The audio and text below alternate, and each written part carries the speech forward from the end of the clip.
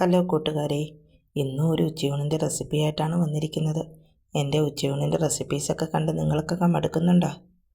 അപ്പോൾ ഇന്നത്തെ ഉച്ചയൂണിന് എന്തൊക്കെയാണെന്ന് നോക്കിയാലോ. അപ്പോൾ ഇന്ന് വൻപയറും മത്തങ്ങയുടെ ഒരു കറിയാണ് വെക്കുന്നത്. വൻപയർ ആദ്യമേ തന്നെ പാതി വേവിച്ചെടുത്തിട്ടുണ്ട്. കുക്കറിൽ ഒരു 2 വിസിൽ കേൾപ്പിച്ചെടുത്തതാണ്. അതിലേക്ക് വെന്തതിലേക്കാണ് ഞാൻ പിന്നെ മത്തങ്ങ ഇട്ട് കൊടുക്കുന്നത്.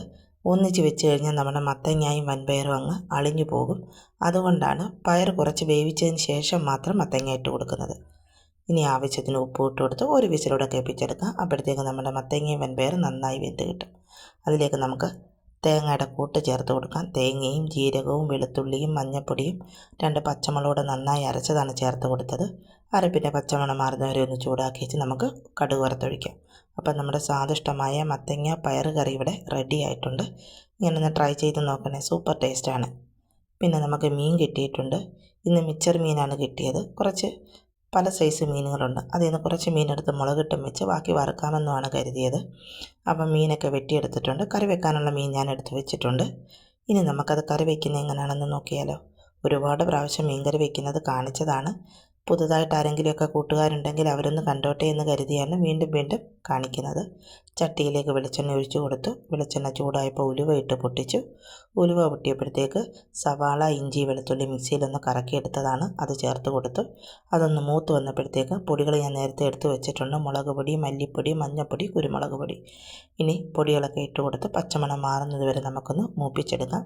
പൊടിയൊക്കെ ഒന്ന് മൂത്ത് വരുമ്പോഴത്തേക്ക് അതിലേക്ക് നമുക്ക് ആവശ്യത്തിനുള്ള ഉപ്പിട്ട് കൊടുക്കാം. പിന്നെ വടക്കംപുളി നേരത്തെ തന്നെ ഞാൻ കഴുകി വൃത്തിയാക്കി വെള്ളത്തിലിട്ടിട്ടുണ്ട്. അതും അതിലേക്ക് ഒഴിച്ചു കൊടുത്ത് നമുക്ക് കറിക്ക് ആവശ്യമുള്ള വെള്ളവും കൂടി ഒഴിച്ചു കൊടുത്ത് തിളപ്പിക്കാനായി വയ്ക്കാം. കറി തിളച്ചതിന് ശേഷം മാത്രം മീൻ ഇടുകയാണെങ്കിൽ മീൻ അങ്ങനെ പൊടിഞ്ഞു പോവില്ല. അതുകൊണ്ടാണ് കറി തിളച്ചിട്ട് മീൻ ഇടുന്നത്. പിന്നെ ഞാൻ കറിവേപ്പില ഇട്ട് കൊടുത്ത് ഒരു തക്കാളി അരിഞ്ഞത് ഇട്ട് കൊടുക്കുന്നുണ്ട്. ഇനി നമ്മുടെ കറി ഒന്ന് വെട്ടി തിളയ്ക്കട്ടെ. അപ്പോഴത്തേക്ക് നമുക്ക് ഉപ്പോ പുളിയൊക്കെ ഉണ്ടെന്ന് നോക്കാം. ഇല്ലെങ്കിൽ വീണ്ടും ചേർത്ത് കൊടുക്കാം. ഇന്നാണ്ട് കറിയൊക്കെ തിളച്ചിട്ടുണ്ട്. അതിലേക്ക് ഞാൻ മീൻ പെറുക്കിയിട്ട് കൊടുക്കുകയാണ്. മീനുകളൊന്നും പൊടിഞ്ഞു പോകാതെ വേണം ഇട്ട് കൊടുക്കാൻ. ഇനി നന്നായി ഒന്ന് തിളച്ചതിന് ശേഷം നമ്മൾ ചെറുതീയിലേക്ക് മാറ്റി കറികളുടെയൊക്കെ എണ്ണ തെളിയുന്നത് വരെ ഒന്ന് വറ്റിച്ചെടുക്കാം. നന്നായിട്ട് എണ്ണയൊക്കെ തെളിഞ്ഞ് കിട്ടണം മീൻ കറിക്ക്. നന്നായിട്ട് വെട്ടി തിളച്ചിട്ടുണ്ട്. ചെറുതായിട്ട് എണ്ണയൊക്കെ തെളിഞ്ഞ് വരുന്നുണ്ട് മീൻ കറിയുടെ. അപ്പോൾ നമ്മുടെ മീൻ കറിയൊക്കെ കുറുകി വന്നിട്ടുണ്ട്. അപ്പോൾ സൂപ്പർ ടേസ്റ്റിയായി നമ്മുടെ മീൻ കറി ഇവിടെ റെഡിയാണ്. നല്ല ടേസ്റ്റുള്ള മീനായിരുന്നു. പിന്നെ കുറച്ച് മീൻ അതിൽ നിന്ന് ഞാൻ വറുക്കാൻ എടുത്ത് വെച്ചിട്ടുണ്ട്. കറിയിലിട്ടാൽ ഇഷ്ടമില്ലാത്ത കുറച്ച് മീനുകളുണ്ട്. അതെല്ലാം കൂടാണ് ഞാൻ വറുക്കാനെടുത്തത്. ഇതെല്ലാം മുളക് പൊടിയും മഞ്ഞൾപ്പൊടിയും കുരുമുളക് പൊടിയും ഉപ്പും ഒക്കെ ഇട്ട് ഇച്ചിരി നാരങ്ങ നീരും പിഴിഞ്ഞൊഴിച്ച് കൊടുത്ത് പുരട്ടി ഇവിടെ വെച്ചിട്ടുണ്ട്. ഇത്തിരി വെളുത്തുള്ളി ചതച്ചിട്ട് കൊടുത്താൽ നല്ല ടേസ്റ്റായിരിക്കും മീൻ. അപ്പം പാത്രം വെച്ച് എണ്ണയൊഴിച്ച് അതിലേക്ക് മീനുകളൊക്കെ പെറുക്കിയിട്ട് കൊടുത്തിട്ടുണ്ട്. ഇനി തിരിച്ചും മറിച്ചുമൊക്കെ ഇട്ട് നമുക്ക് മൂപ്പിച്ചെടുക്കാം. നന്നായിട്ട് മീനുകളൊക്കെ മൂത്ത് വന്നിട്ടുണ്ട്. കുറച്ച് കറിവേപ്പിലയും ഞാൻ ഇട്ട് കൊടുത്തിട്ടുണ്ടായിരുന്നു. കറിവേപ്പിലയുടെ തണ്ടാണ് ഇങ്ങനെ നീളത്തിൽ കിടക്കുന്നത് കേട്ടോ, അല്ലാതെ വേറൊന്നും അല്ലേ.